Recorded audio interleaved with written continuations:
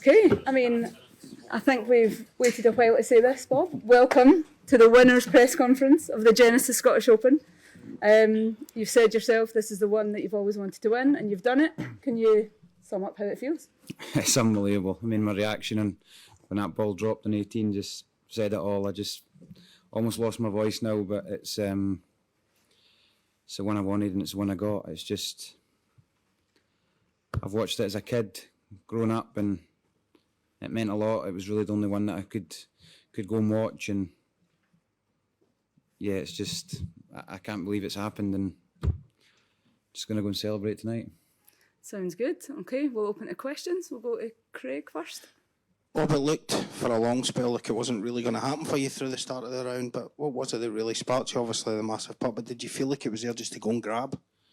It was. I said to Mike when we walked off a 10, I said to him, 16 or 17 could win this, because no one was getting away, no one was making a move, and obviously the bogey in 10 was disappointing, but I said to you last night, the only thing I can do is give 110%, and that's what I done, and I got lucky at 16 and took the one chance I got on 18, and it was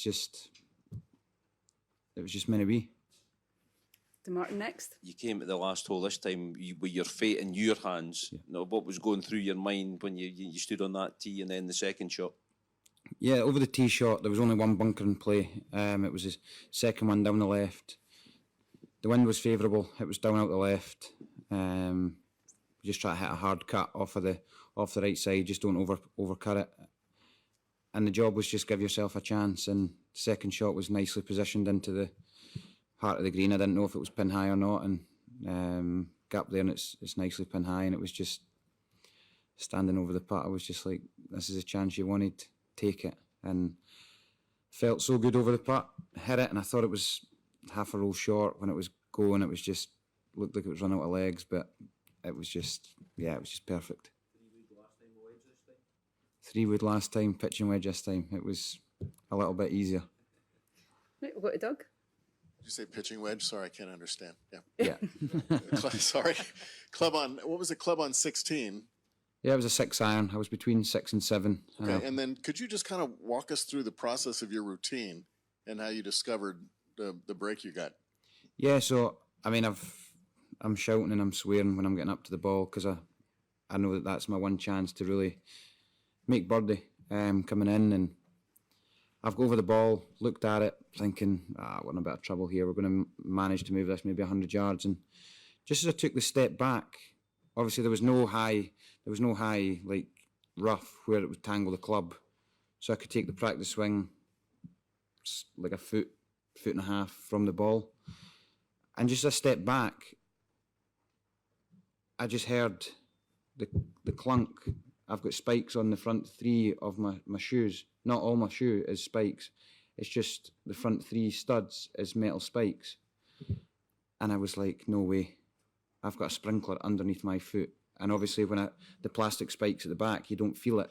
And I said to Mike, Mike, am I standing, when I set up to the golf ball, am I standing on that sprinkler? And he's laughing at me going, yep, yeah. And that was just a lucky break. And you use the rules to your advantage. You're standing a sprinkler, you're due relief, and that was just the one kiss I needed. Right, just in centre here. I'm wondering, what was the line on 18? The line on your putt? On the putt, it was just outside the right edge. It was a double breaker. It was breaking early to the right, and then the last 8 feet was just peeling left, and I seemed to have, on that back nine, all day I had just double break putts, but they were moving quite a lot. And this one was just shallow, and it was the one I was most comfortable over, and yeah, it was perfect. And then I'm sure you've dreamt about that moment on 18 for a good chunk of your life. I'm just wondering how reality compared to your dream. It was everything. It was just, I mean, I've lost my voice from the scream that I let out. Last year was heartbreaking, but this year was, it means everything. This is one that's, I said I wanted it at some point in my career, and I got it today. Way over to the right, Bob. You said to Amanda you were brought up to fight for everything and you just fought. I guess what makes you say that? I guess what was in your upbringing that made you brought up to fight? Yeah, I'm from a working class background. I've got 2 older sisters. My parents foster. We've currently got a foster boy just now that's been with us for 6-7 years.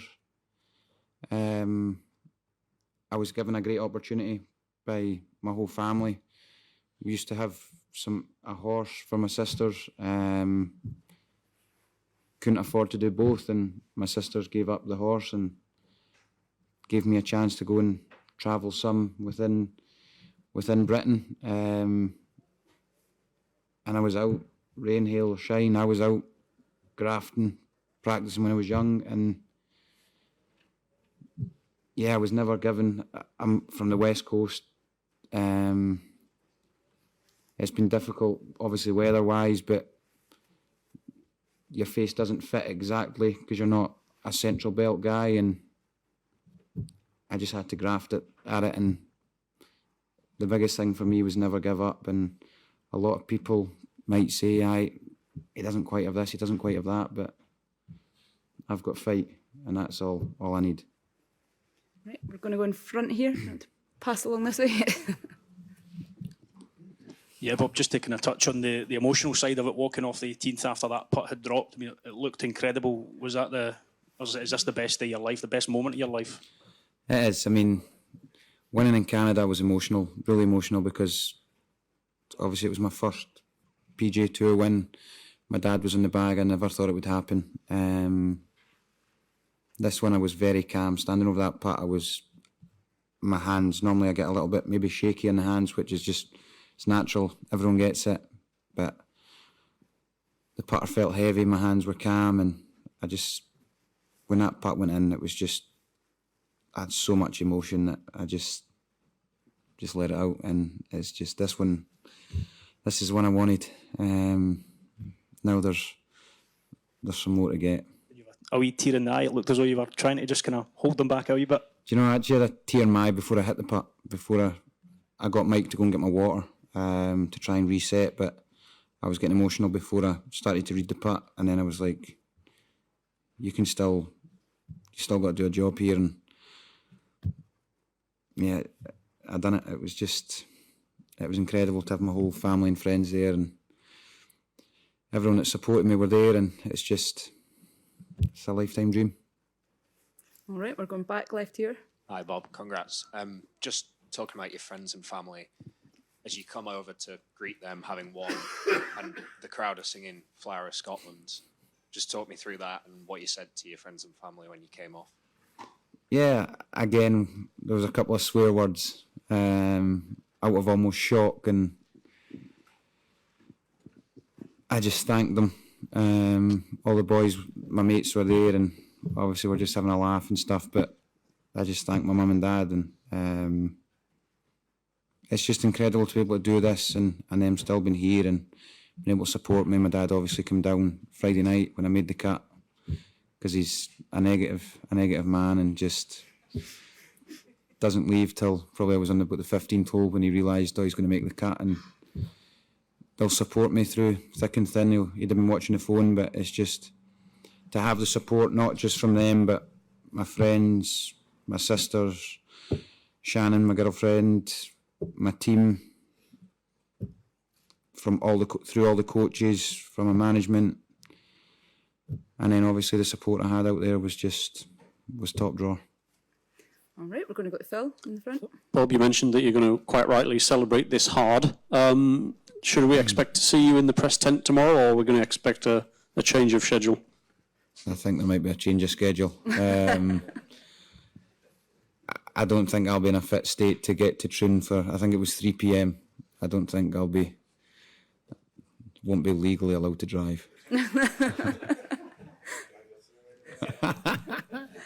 So we'll go to John in the centre. Congratulations, Bob. Just to follow up on really what Phil said, how hard is it going to be to come down from this in time for Thursday morning? I mean, it's quite emotional. And secondly, do you think this clinches PGA Tour Rookie of the Year? How I come down from this to, I don't think I will. I think I'm just going to try and ride a wave, and next week, it's the Open Championship, and it means, again, a lot to me, but you got to celebrate the good times, because it doesn't happen a lot, and this is the one that I've said I wanted, and this one will be celebrated hard, and I'll pitch up when I tee the ball up on Thursday, whatever time I tee it off. I'll be trying to win the Open Championship, and there might be some alcohol still in the system, but I will try my best, and I'm not really too worried about. I don't worry about the Rookie of the Year. I think everything else that comes with this is better than the Rookie of the Year. But no, look, I'm going to celebrate this one with my friends and family, everyone that's there. I don't think they're going to be going home to Oban tonight. My best mate was meant to be working on call tomorrow morning, and he ain't going to call tomorrow. But no, we'll celebrate this one well.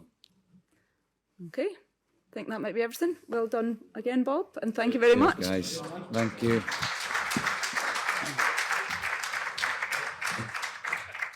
To watch another DP World Tour video, click here, and to subscribe, click here.